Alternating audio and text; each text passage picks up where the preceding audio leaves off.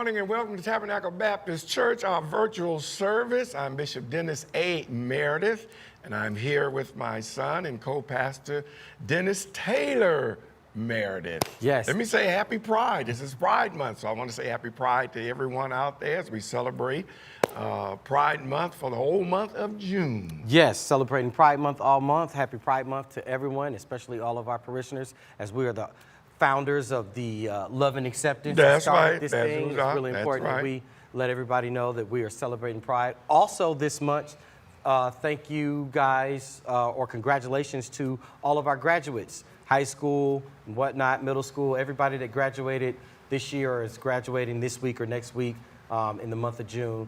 Congratulations to all of our graduates. A lot of graduates. A lot of graduates. You drive through neighborhoods with all of these congratulations signs, and I was driving through a neighborhood Saturday.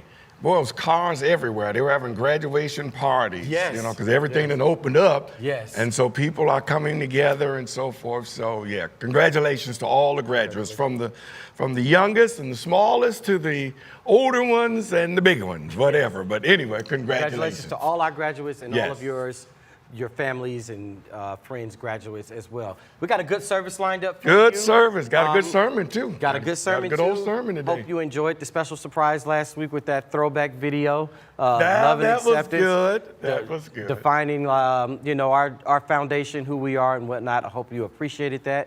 Bishop will be preaching this week. We got a nice hot topic lined up for you this week, and an announcement that is going to be coming your way. But before all of that, we're going to have a song. Yeah. Let's go. So we know we do our songs, and we know we like to play songs. Music is universal language, as we discussed last week. So enjoy this number. We hope it makes you feel good, and we hope it makes you move.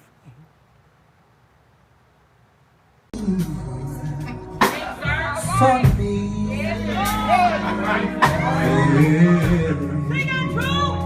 However things turn out to be,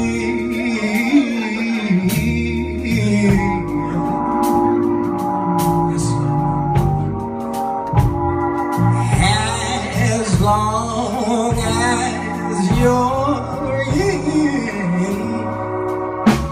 control, I know things will work out. They gotta work out for you. If you believe that in this one, can you help me sing it? Let me get this good old timing right. You know, light-skinned folk, we can't get the timing right. Whatever you do, oh God, for me.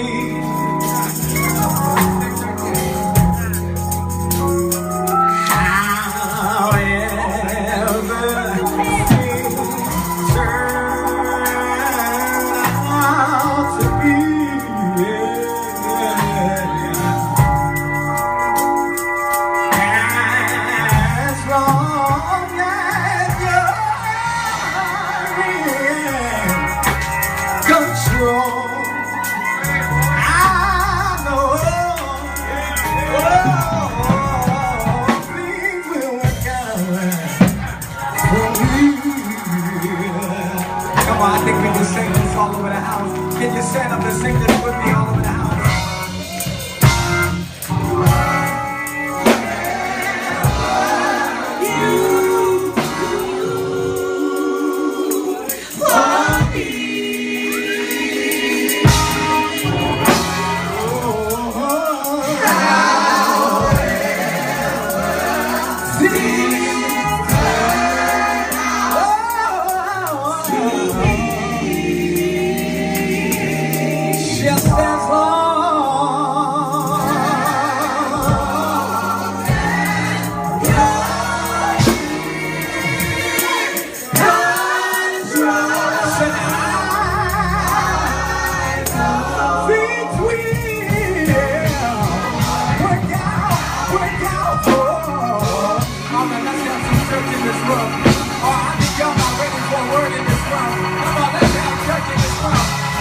Somebody else.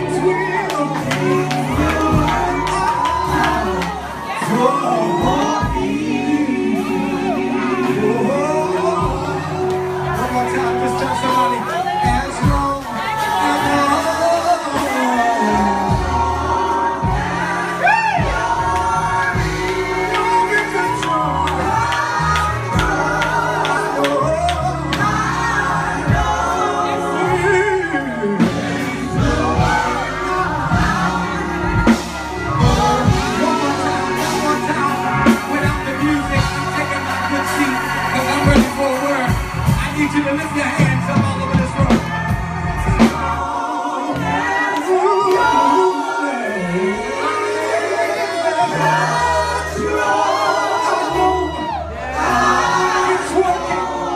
It's working. It's working. It's working.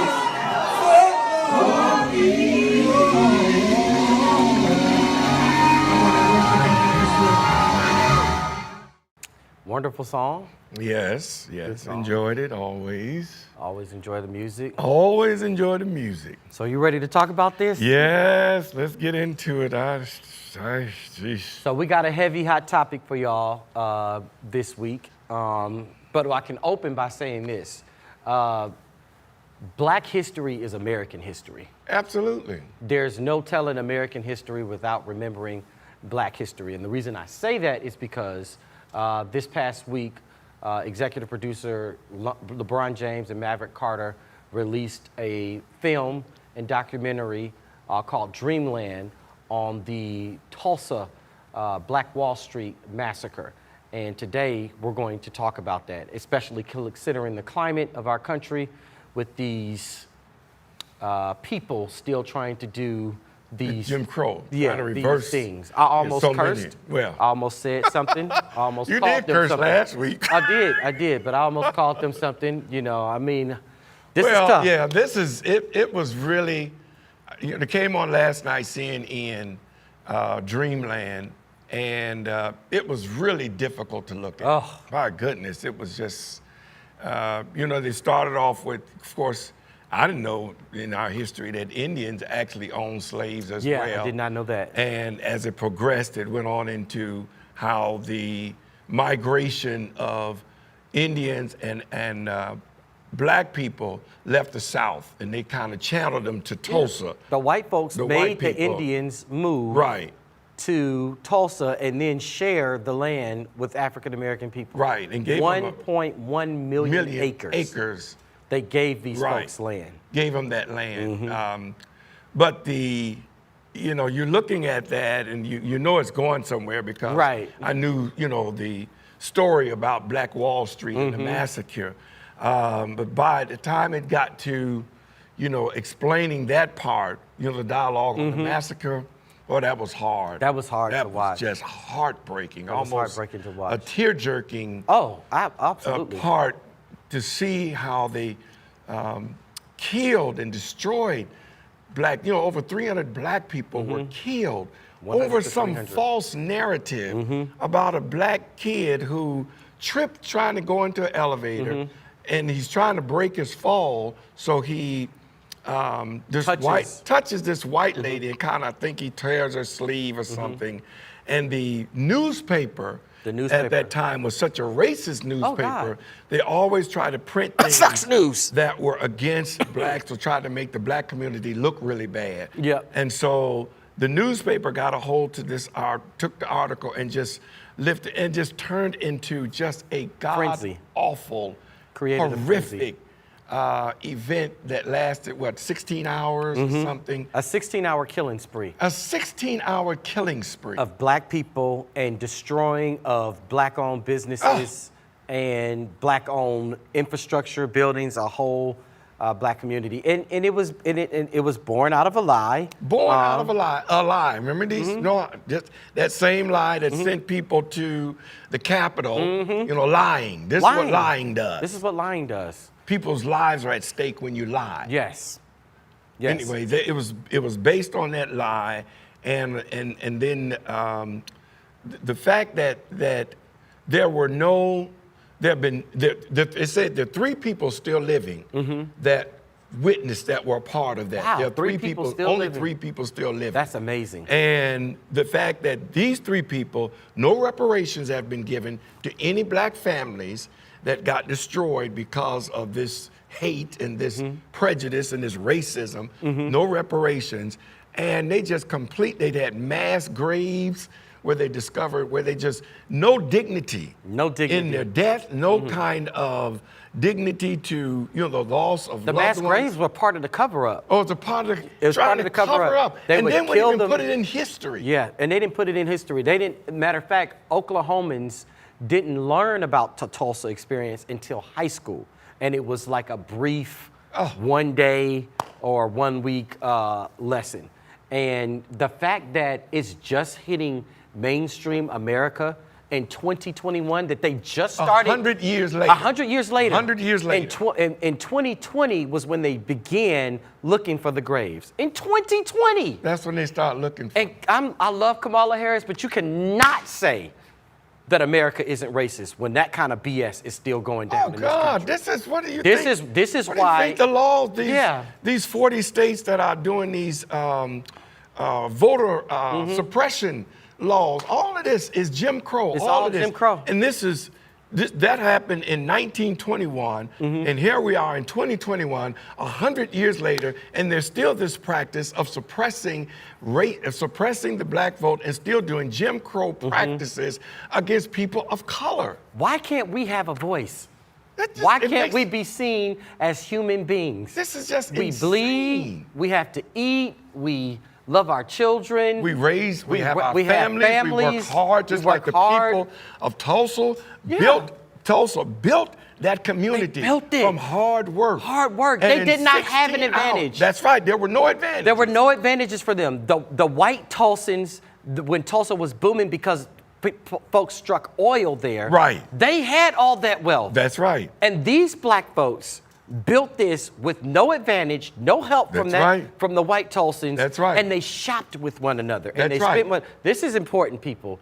You guys have to support black businesses.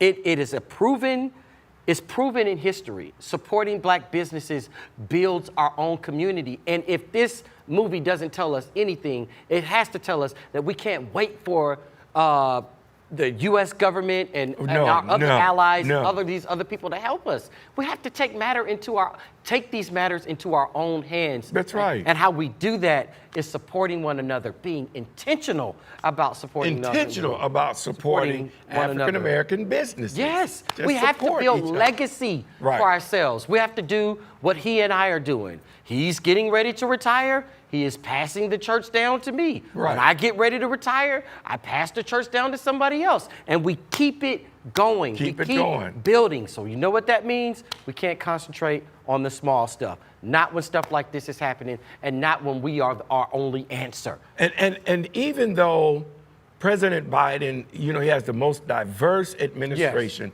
he's doing everything to boost the economy, to get jobs, He's got to help people of color. He's got a lot on his plate. But we still cannot wait until the government gives handouts to people to do things. Even though,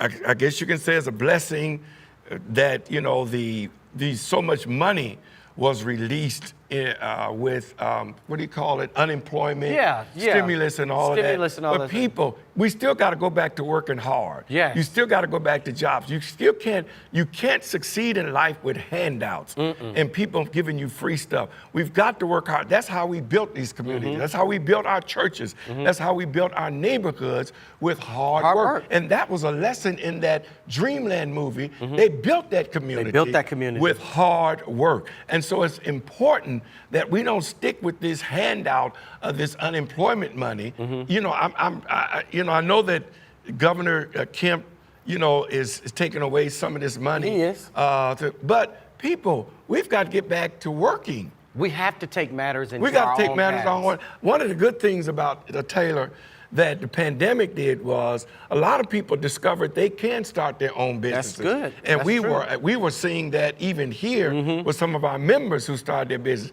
But that movie, while it was heartbreaking, it was also inspirational. It was, and that's why you need to watch it. And that's why everybody needs to watch that. Yes.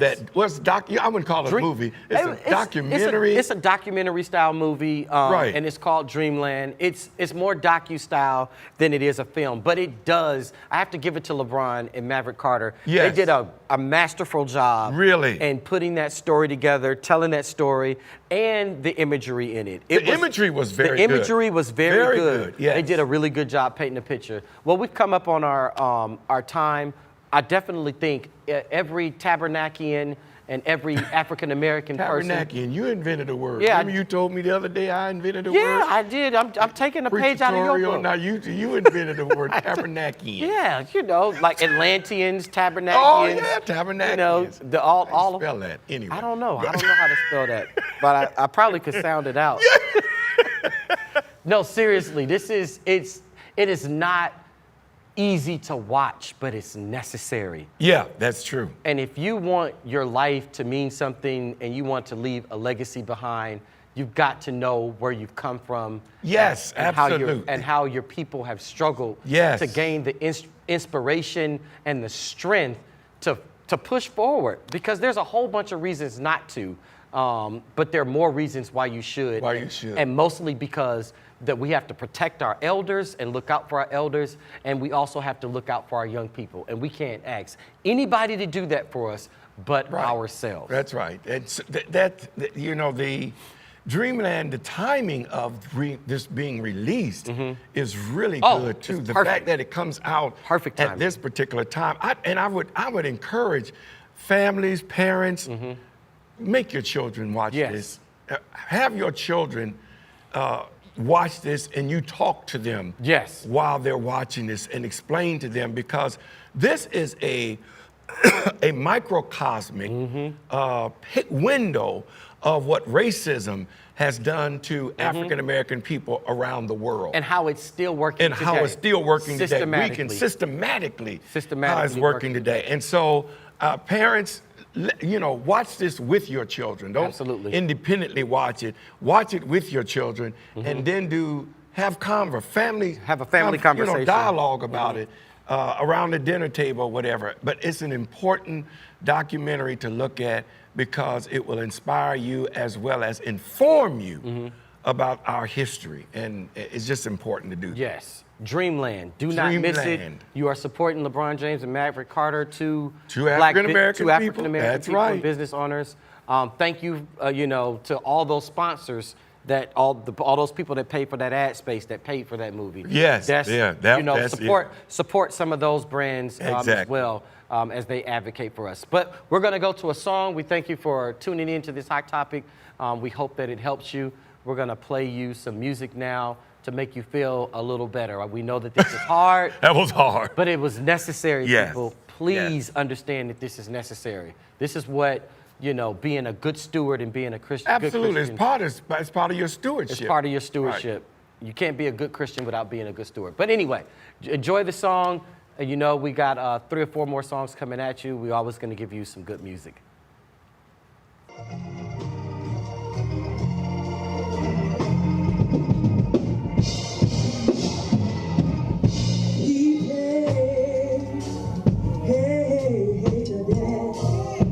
Daddy did not know what came from his head, his feet, and his heart. It's more precious than silver or gold. The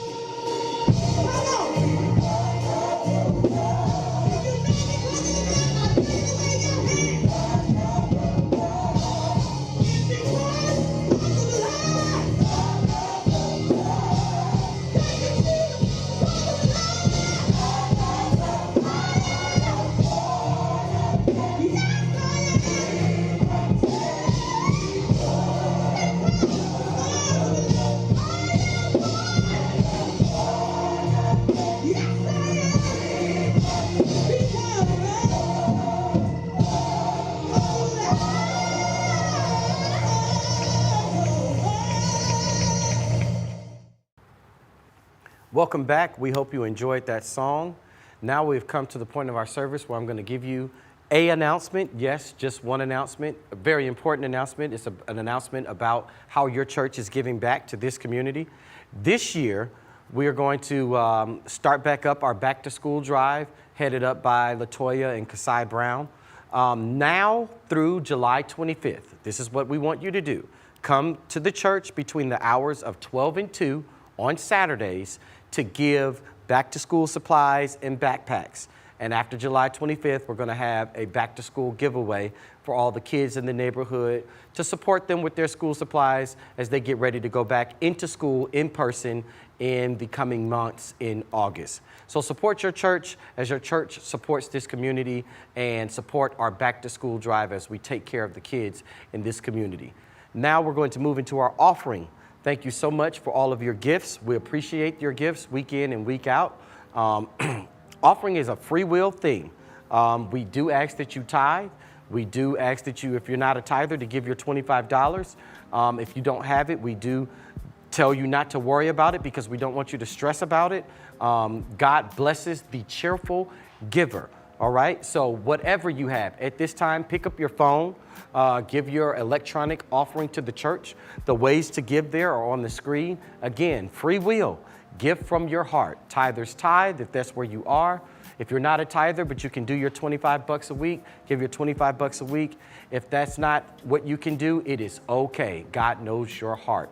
But please, at this time, take your phone, give your offering to the church. We really appreciate all of your gifts, and we hope that you appreciate this high quality production we bring to you and the service that we provide to our community here, to our members here, helping folks get through life. And we can't do any of this without our leadership from our fine bishop that has served here more than 20 or 30 years as the senior pastor here at Tabernacle Baptist Church. This man is a giant. We always ask that you support your bishop.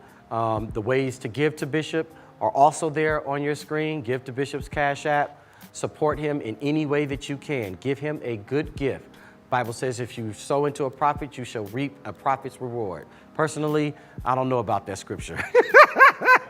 Prophets had it tough, but I guess something is right, I guess. But anyway, give to your bishop, sow into his life, be a blessing to him as he's a blessing to us with powerful messages and inspiration week in and week out. He loves this church. All right, that was your offering and your announcements. And guess what's coming next? We got another song for you. Enjoy this throwback number, hand clapping, foot stomping kind of song. Get you ready for the word, because that's what's going to be next after you hear from this song. God bless you. We thank you and we appreciate you.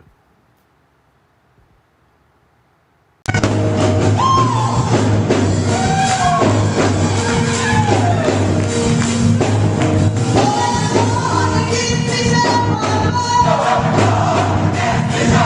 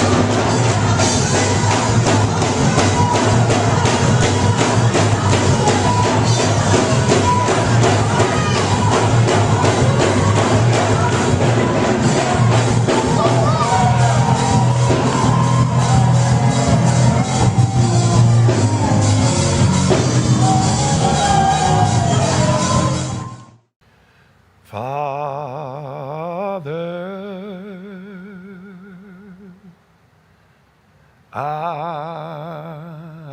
stretch my hand to thee. No other help I know. If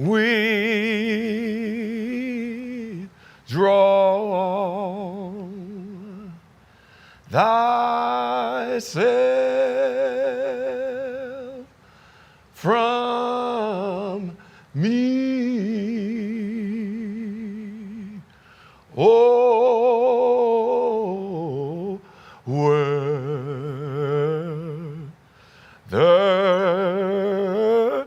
shall I go home? Father, I stretch my hand to thee, no other help I know. If thou withdraw thyself from me, or whether or where shall I go? Well, that song was in my spirit today. I just wanted to kind of lift it because it's one of those kind of hymns that prepares your heart, kind of prepares you for the word or prepares you for a message.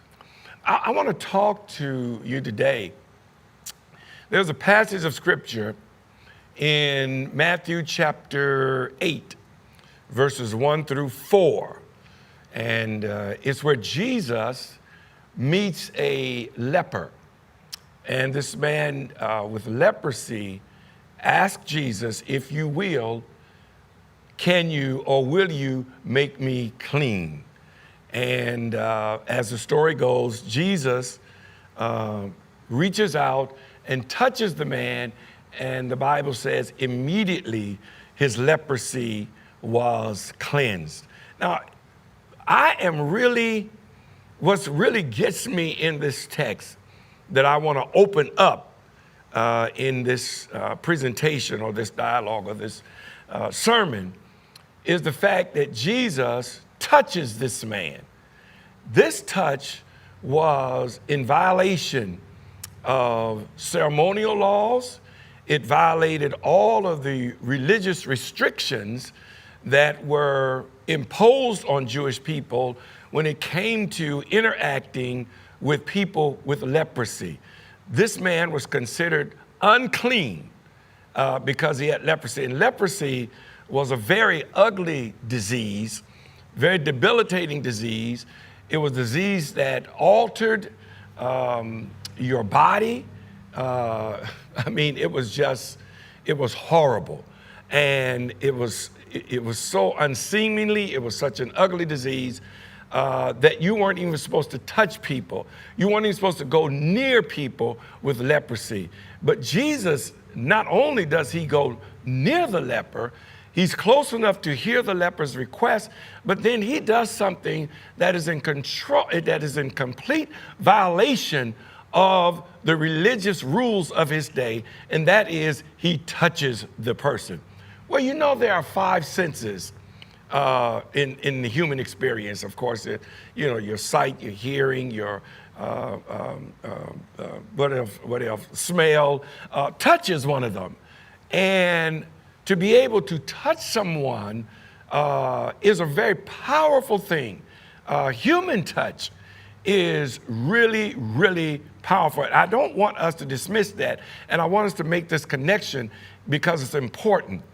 We were restricted from human touch for over a year. As a matter of fact, we were encouraged to social distance.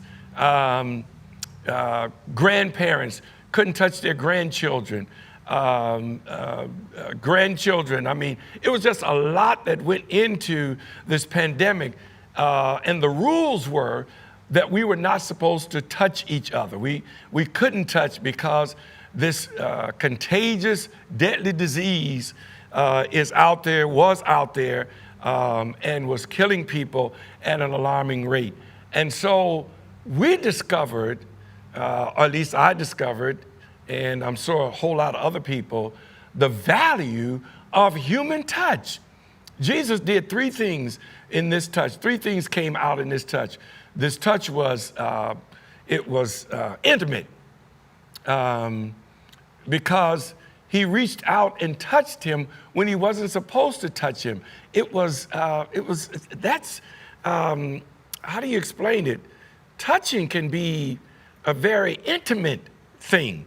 And it doesn't have to be intimate in the form of a sexual connotation, but it's just like what we do in church. We hug, we touch, we embrace one another, because that says that we care.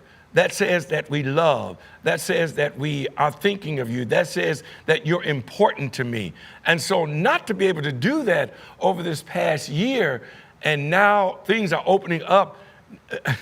I just saw Pastor Troy a few minutes ago, and he said, "Bishop, I gotta hug you. I haven't seen you in a year."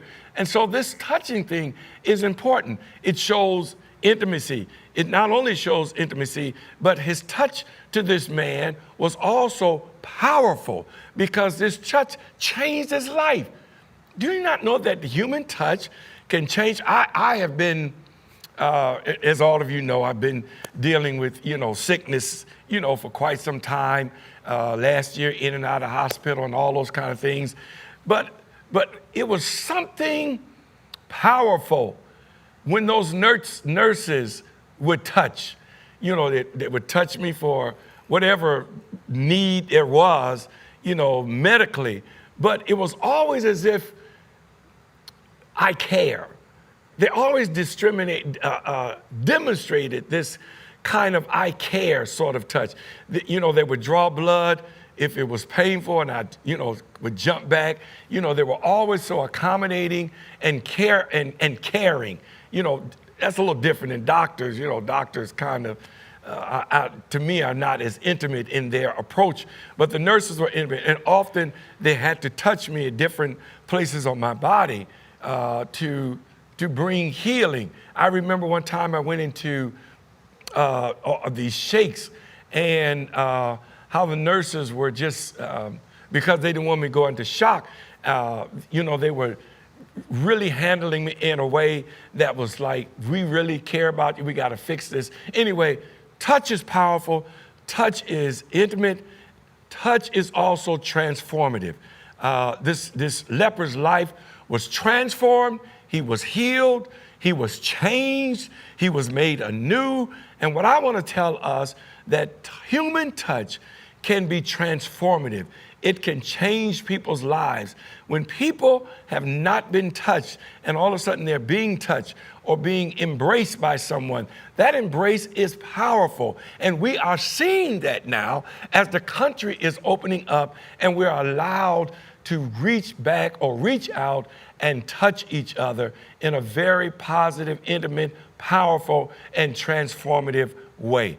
And so don't dismiss human touch. Now, let me say this, because even though the rule was social distance and mask wearing, and the mask wearing and the social distancing is kind of ending, what we should have learned in this is that social distancing and washing your hands and wearing a mask will keep you from getting a disease. Now, I don't want us to miss that, because you do know that the stats show that the flu went down. Numbers of people being contagious or catching the flu went down. Why? Because we covered our faces, and because we washed our hands, and we weren't in harm's way of people who could cough or do things and spew out germs. Now, while we're trying to open back up, don't miss the fact that I guess I can say sanitizing and being careful with how we interact with people is still a critical and important thing, even as we move back into this opportunity to have human touch again in appropriate ways. But I don't want us to miss the fact that being cautious, even moving forward beyond the pandemic, will still save lives and will still cause or bring about healthiness to our bodies because of the practice of sanitizing. I hope that we catch that, hope that we get that and don't dismiss that. That should have been a lesson learned. Let me say this as I close this out. My grandchildren, I was visiting the grandchildren the other day, and Janelle said something to me. She said, while they were in school, they kept colds, they kept runny noses. Noah would come home with a runny nose all the time. Well, when the schools closed down and the kids couldn't interact with each other during the whole year that they have been home, not one time did they get a cold, not one time have they had the flu, not one time have they gotten sick. Why? Because they were not around other sick children that were doing, I want to say nasty stuff, but I'm saying we're doing things that were not sanitizing. So what I'm saying to you is, while we are moving back into this open society and the ability to touch, you still got to keep your guards up. I like the fact that touching is transformative. I like the fact that touching shows intimacy. I like the fact that touching also can be powerful, but you still have to live, what's the old saying? We have to be as harmful as a dove, but wise as a serpent. We still got to use wisdom, people. And as for, I'm going to say like Joshua said, as for me and my house, we're going to wear the mask till I can't wear the mask no more. I'm just saying. I'm going to wear it. And let me say this too. I run in when I see church people, and I see church people all the time. I ran into a family that I married 27 years ago, because I came to Tabernacle 27 years ago. I ran into a family that I married 27 years ago, and of course, what they want to do when they saw me, they want to give me a hug. And I understand that church people love hug. That's what we do. But I have to tell you, I still get a little concerned at closeness and hugging because, as you all know, I've told you this before, I still can't get the vaccination. And although I'm doing well and, getting healthy, I still have to be careful and cautious about, my own ability to protect myself from diseases and everything else. But I'm just putting this out there because I think we all should be cautious and protect ourselves. Even though we're moving back into an open society, we are not. There is, the shot doesn't cure you from it keeps you from getting sick.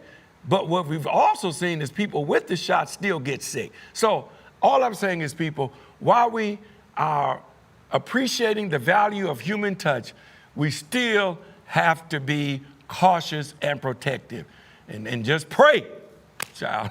At the end of the day, we got to keep praying and keep asking God, Jesus, build a fence all around me. God bless you. I hope that you got something out of that message. I hope it inspires you, and I hope that you will do those things necessary to protect yourself and to follow, what Jesus teaches us, even as we approach our brothers and sisters. God bless you. Thank you. What a word. What a word.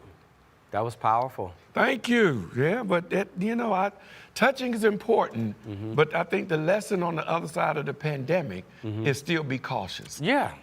We still have to be cautious. There were things that can be put in place to protect us protect ourselves better. Absolutely. And I think we should have learned that lesson, how to protect it. So, you know, it's open, and I think that we're just rushing back in.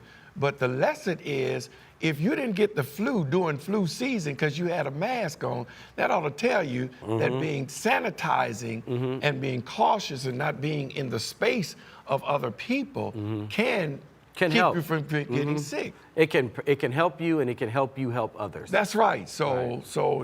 Which tells us that we were pretty nasty people, you know, prior to the pandemic. Absolutely. Absolutely. You know, you see them folks that go to the bathroom and then come out, don't wash their hands. You be in the airport, you just be like, Really? really? You know. These germs are everywhere. Yeah, that was definitely something that was very informative. But speaking of information, today is first Sunday. Yes. Happy Gay Pride. Yes, congratulations to all of our graduates. But today is Communion Sunday. If you have, Lord have mercy, I kind of pre-opened my drink and then spilled it on myself. Oh, so bad I spilled coffee on me today. Well, if you have something to drink and a piece of bread or a cracker to eat, we're going to give you a second to go get it while Bishop sings this. I'm just talking. Say, hey. You gonna take this? For me. And you know, way back. I got you. On the Calvary,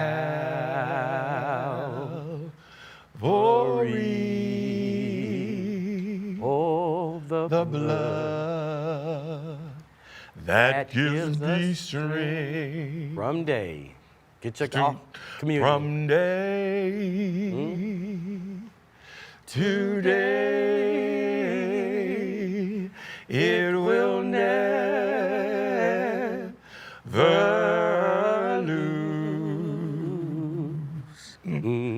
its power. Hope you had time to go get your communion and you enjoyed Bishop singing. He loves to sing. Oh, it reaches to the highest mountain.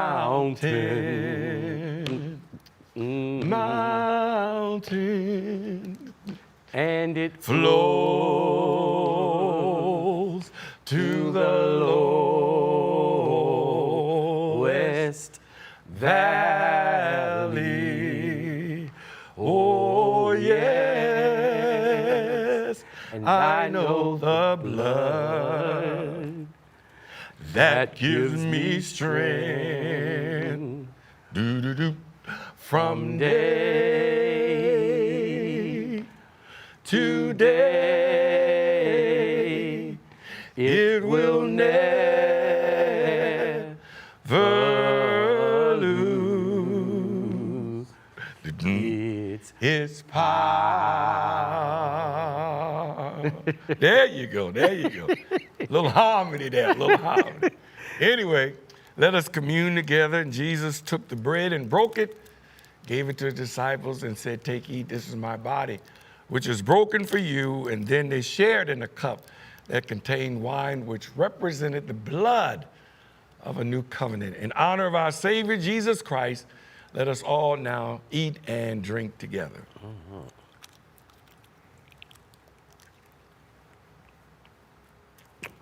Little corner of grape juice. Little corner of grape juice. We hope you enjoyed that communion and that little song. Now we have to acknowledge all of our sick, our shut-in, our bereaved families. Please take a look at the screen to see all of our members in need in your spare time and in time that you plan for. Please remember to call these names. Please remember to pray for these folks in their time of need. Amen. Deacon Ware called me this week, one of our oldest deacons of our church, and informed me and the ministers that Linda, his wife, is in a hospital in Grady. Apparently she's having some trouble with her legs and gout and can't walk. She'll be, they're going to be moving her to a rehab facility, I think by the end of the week. But please remember Linda Ware and Deacon Ware in your prayers. And of course, as co-pastor said, remember all of our sick and shut in and all of our bereaved families. We certainly do appreciate your continued prayers for the Meredith family as we are still dealing with the death of our brother. But nonetheless, we do appreciate the prayers Yes. of everyone. As I always say, sometimes I think y'all praying so hard I can feel it in my bones. That's good. So thank you all so much for just being a praying church. Yes. And let's continue to lift all of our members in prayer. And as Taylor was saying, you know, these names, we put these names up so you can call them. Yes. I mean, when you go on your knees, I want you to say, Lord, remember my bishop. Call Dennis Meredith's name.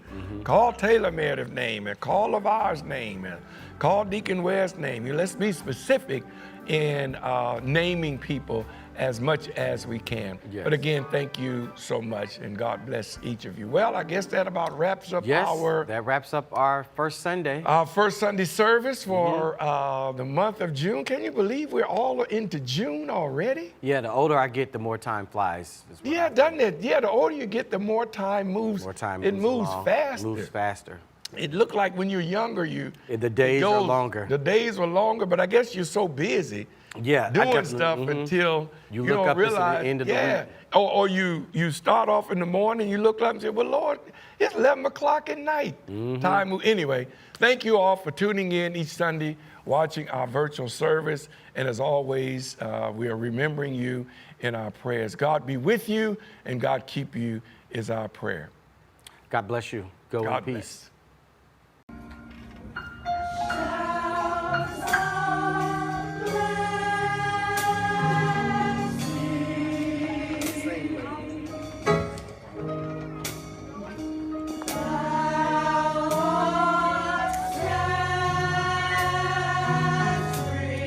Yes, yes, yes.